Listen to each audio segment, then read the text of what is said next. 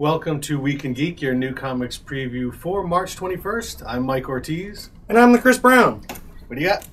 Well, first of all, we got like a huge week going this week. We do. I'd like to give a shout out to Daniel White of New York, friend of the show, awesome dude, who sent me this t-shirt.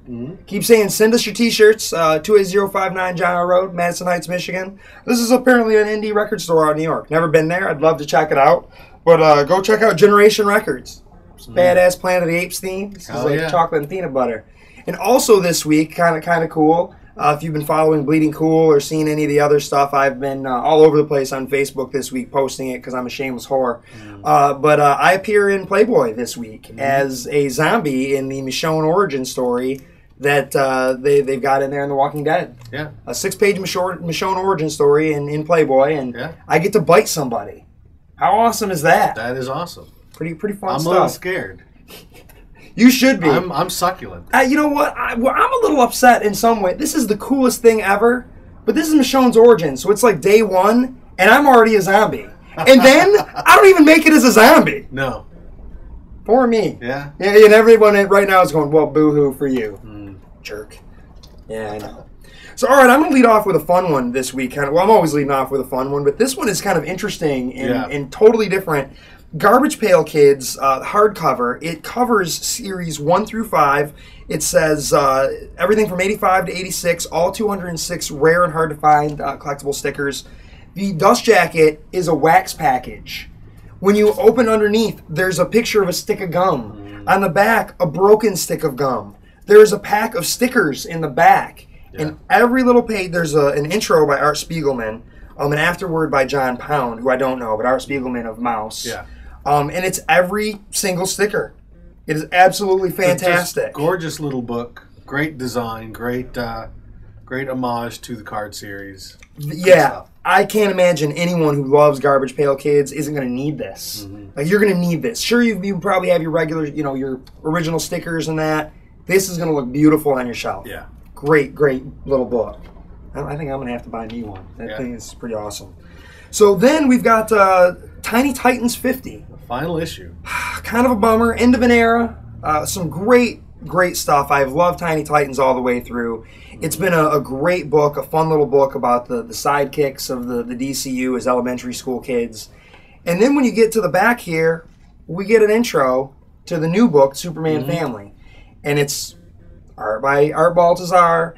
It's almost like the next evolution of Tiny Titans. So while I was a little bummed out we were losing Tiny Titans, it's just the next step, I think. Yeah. And that's great, and good Lord, I cannot think of anyone who deserves to be writing a Superman book more than Art Baltazar. And apparently Art has been teasing a big announcement coming up tomorrow. Yes, he has. So let's see what's next. I really wish they'd give him like the regular Superman book. I would not be surprised. That would be awesome. So, all right, then we've got Ghostbusters number 7. I've loved this book the whole way through. Yeah. This book is so awesome. The artwork is cool. It's a really fun Ghostbusters book. There are people of all ages reading it. I got a couple of little guys coming in here that love it because they've fallen in love with Ghostbusters, and this isn't really the world of Ghostbusters anymore, but it's starting to become again. Yeah. And we got a fun little comic here, and as we've said before, IDW they're the new Dark Horse in terms of these licensed properties. Definitely. Dark Horse was doing such a great job in the late 80s and early 90s with some of the cool sci-fi properties. Now IDW is just really kicking it in the short pants. I mean, doing some great stuff. And Boom is doing some decent things with Planet of the Apes here. A book I really, really enjoy. It is just a great, Monkeys. Again, little plug for Generation Records. A great fun book. I mean, it's that space in between of the humans devolving and becoming the lower class citizens, and the apes rising, and just looks like we've got some landmarks here falling and some zeppelins, and apparently that's how they're flying around now. Zeppelins. All right, cool. Apes and zeppelins. This is getting better. Better. I love it. So oh man, maybe I should have peeked ahead and looked at that. Then give yourself a spoiler. I did give myself a little spoiler there. My goodness. Then we've got No Place Like Home. This is that Image book. The first issue did real well, and I was joking around. There was some scary kind of things going on in there. The writing was okay, but the story itself, I thought there was a neat something in there. And there were people, brutally murdered, and I was joking around hoping for rabid munchkins. I'm starting to think flying evil monkeys. Yeah. Man, rabid munchkins would have been cool, though. But I'm not against evil flying monkeys. In a general sense, I would be against. In a realistic sense, I would be against evil flying monkeys. But in storytelling, I'm all about it. Yeah, I wouldn't be against them. I'd just be hiding from them. Yeah, I wouldn't fight against them. That's a battle you ain't going to win. Flying monkeys. Then Teenage Mutant Ninja Turtles Infestation #2. I have not read the first issue yet. I've got to get to that, but from what I understand, it was really, really funny stuff. Michelle Ivy over at Cowabunga Corner really loved it. She thought it had a nice sense of humor in it, and I think the artwork looks cool. I think it's got a good vibe. I like the way they're drawing the turtles here, and almost like a Mignola vibe. Mm-hmm. Like, who's this cat drawing this? Mark Torres. A really cool Turtles book. Then Fear Itself, The Fearless, issue 11 of 12. We're getting to the end of this. This whole big thing with the hammers. Oh, they must have united them? Because that looks like bad news. That's a big hammer. That looks like it's just taken, the Infinity Gauntlet and ramped it up on some steroids. The Infinity Hammer. Yeah, that can't be good for anyone. Is that Paul Pelletier? Yeah. Yep. Good artwork there. Yeah. Oh, yeah, absolutely. His stuff is really good. So, yeah, fun stuff there. I've been enjoying that book. Then Avengers X Sanction #4. That brings us to the end of this little lead up to the A versus X, and then we're going to get the A versus X 0 next week, I think, and then on the 3rd we get the A versus X book. Mm-hmm. And what we're going to do here is we'll get more of that, because that's going to be a huge event on the 3rd as well. We'll have a big party going on, and that's the Tuesday night when we'll be allowed to sell that book. But we're also going to draw our Riley Rossmo sketch thing on that 3rd. I think we're going to draw it on the show. Oh, cool. Let's spice it up, and that'll be fun. But more on that later. Oh, wait. If we do that, I can't win. I'll draw it. Well, people will see us doing it live. All right. And people are probably going, well, Mike Ortiz shouldn't be allowed. But this is more of a Comics and More contest than a WeekNGeek contest, even though we are going to throw it in. I'm paying for the book. And you have bought pretty much everything else he's done, haven't you? You bought Greenway. I didn't get... I started Proof, and I never got Cowboy. Oh, okay. Well, that's going to be a movie. Really? Hopefully. Yeah, the dude who's doing Quantum of Solace is supposed to be directing it. I didn't like Quantum of Solace. Oh, well.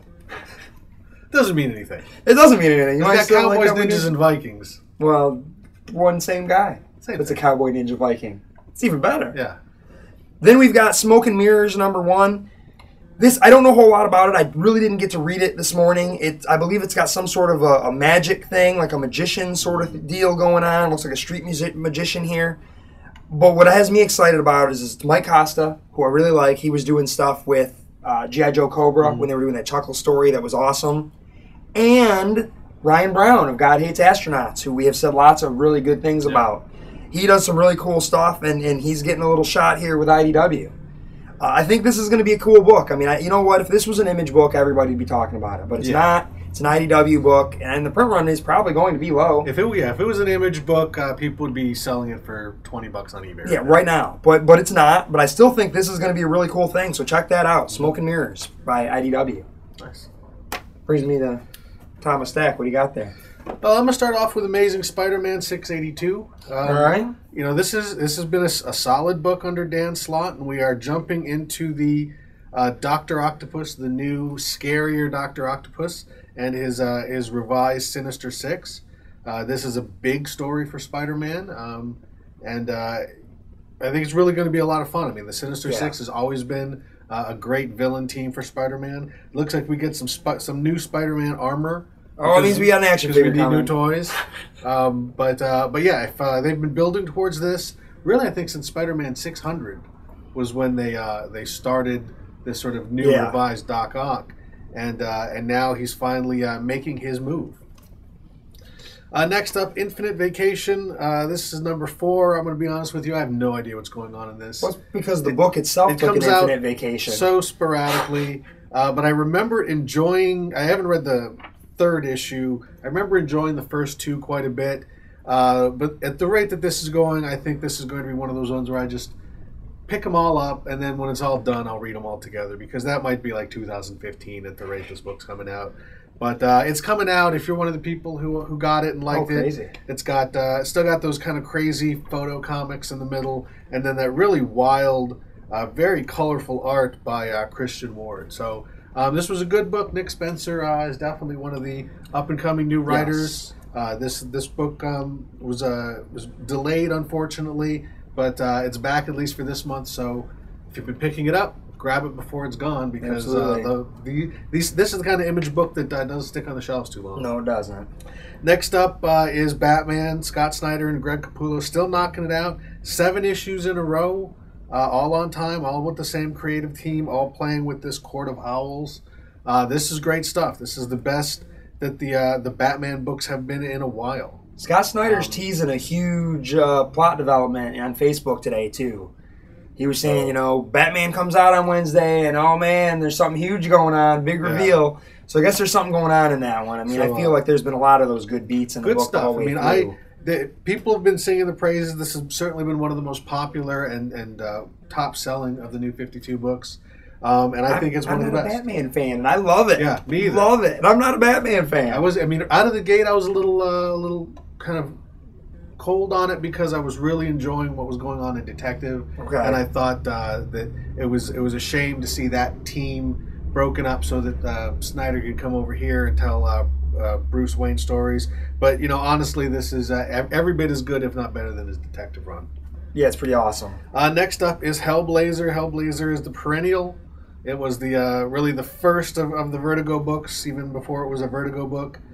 This is continuing John Constantine and getting his sister's soul back from hell. Okay. I talk about this book every month. I actually have. I'm an issue behind on this, but it's still good stuff. It always satisfies. If you are not a Constantine fan, I always tell people to check it out. It is still, after 289 issues. We're a year away from issue 300.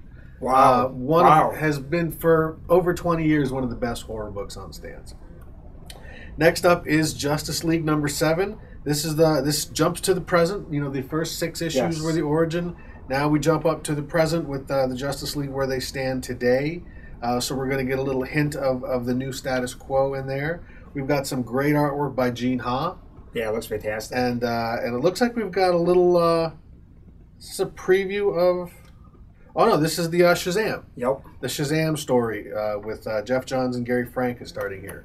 So yeah, we got some looking forward to that. Great Gene Ha artwork, great Gary Frank artwork, and if you're a fan of Shazam, and I believe he is officially Shazam now, they're dumping the Captain Marvel because they're just tired of fighting that fight with Marvel. But Shazam makes his appearance in the new 52. Next up is Green Lantern Corps.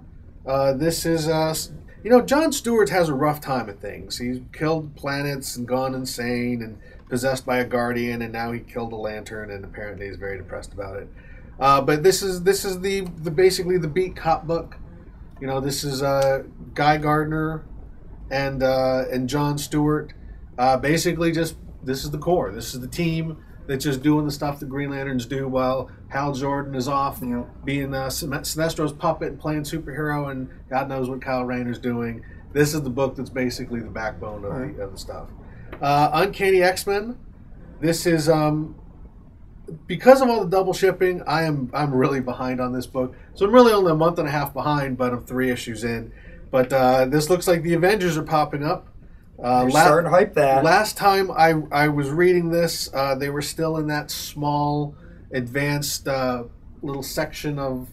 It's a little city that evolved millions and millions of years overnight. This spun out of X Factor. So I'll bet that's what's going on here, and the Avengers have been called in.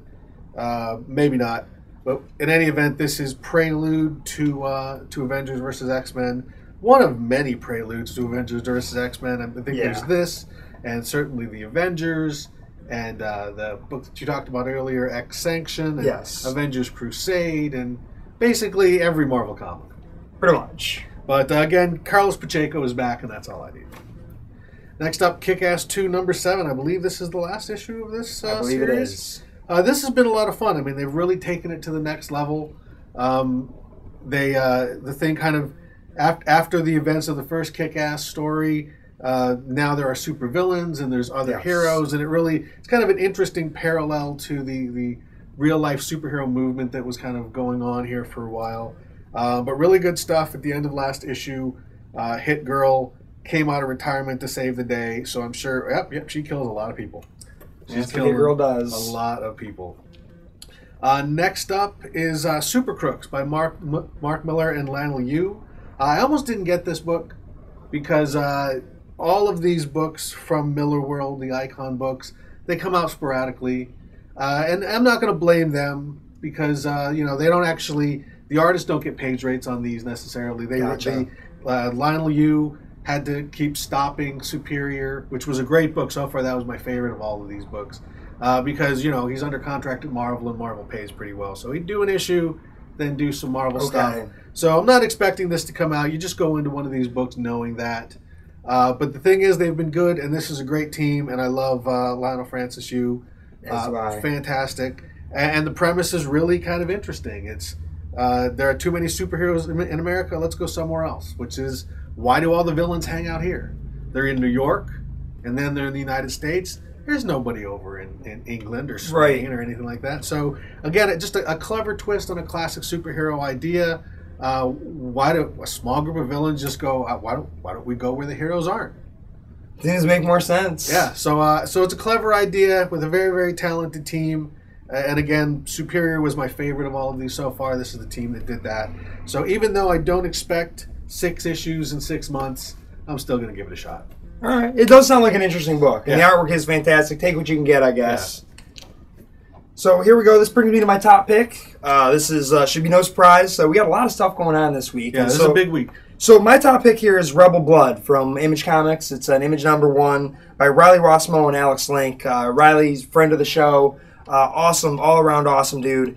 This his artwork is incredible. It's creepy and haunting and dynamic, as I've said on so many of his other things. Green Wake, he really brought a great mood to it. And in this, he lives in Canada, so he told me, he kind of was in the middle of nowhere and was feeling a little isolation, and you can feel it in this. It has a little bit of the Thing kind of vibe, that isolation in the wilderness, and there's some kind of mutant virus that's mutating people and animals, and so it's zombies, but it's not. It's it's a new take, I think, on the zombie genre, the mutated human genre. And there are a lot of weird things going on, and Riley's artwork just really makes that creepiness really felt. I mean, in the storytelling, and really, really cool stuff. Our lead character is, he was essentially a firefighter who made a mistake, hurts himself. He's now out in the woods, in a big fire station, watching out for forest fires when the breakout happens. So he's just trying to find out what's going on, and he's out in the middle of nowhere. He fights zombie wolves right off the bat, and just some wonderful, wonderful artwork there. So that is my top pick, and this week with that Rebel Blood, we have those sketches, and we've been hyping that for about a month here, and those are sketches that Riley was using on his Facebook page to hype stuff up. There's some wonderful colored versions.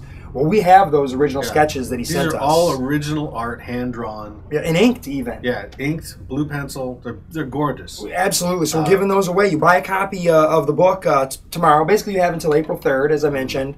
April 2nd, I guess, because we're going to draw it on April 3rd. If you buy a copy of the book, you get a raffle ticket for any number of copies you buy. And if you buy anything else by Riley, the Dakin, Dark Wolverine, Green Wake, Proof, you buy anything, you'll get another raffle ticket. You can only win one piece of artwork.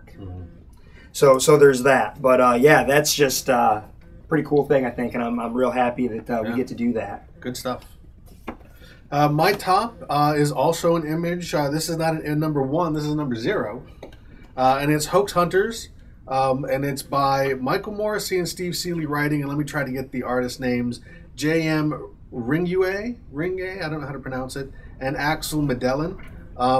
This was originally, the 0 issue here were backup strips from Tim Seeley's book, Hack Slash. Yes. They've collected them here, and then it's going to be launching into a regular series with a #1. Yeah, once they got the ongoing, then that's when I decided to collect all those strips. which is good. This way you can get it all in one spot instead of having to go back. If you've already reading Hack Slash, you probably don't need this, but if you want to get a good fresh start, this will be it. And this is basically, it's an X-Files-ish sort of thing, kind of a paranormal investigation. They go out there looking at. I mean, I guess Proof was even kind of similar to it. But this is the TV show, and their mission is specifically to disprove the things that are real. Right. And you know, it's really just a lot of fun. Great cover. Yeah. Really great high concept. And even more than that, this has a little connection to the shop here. Yes, it does. Because these guys are going to be doing a signing here on Friday. They will be here on Friday for most of the day. I got to figure out from Mike exactly when that's going to start. I think that's around 2-ish. I think they're coming into town the night before. So not sure when we're going to start the signing. I open at 11. But they're going to be here most of the day doing that, and should be really, really cool. Mm-hmm. Come on in and pick up a copy and get it signed by Mike Moreci and Steve Seeley. Should be really, really cool. Really excited to have them out here. Looks like a great book. Great guys. Mike Moreci's a great guy. I haven't met Steve yet. I'm sure he's an awesome dude as well. Really excited to meet him, and should be really cool. So pick that up. And do we have anything else to mention? Like I said, it's been such a big week here. Yeah, there's a lot of other stuff that's come out. Voodoo Child from Vertigo is also out this week. Yep. And there's also that Stan Lee's Mighty Seven from the new Stan Lee Comics imprint at Archie, and that looks kind of interesting. We've got that. It's actually a big week. Lots of stuff coming out. So swing into your local comic book store and pick up your April Playboy and then get to see me bite the guy. Legally able. 18 and older. Playboy. If you're not, you can sneak it like we did. But we're not. There's always a way. But we're not, not validating that or endorsing that in any way. No. So with that. That is your Week in Geek.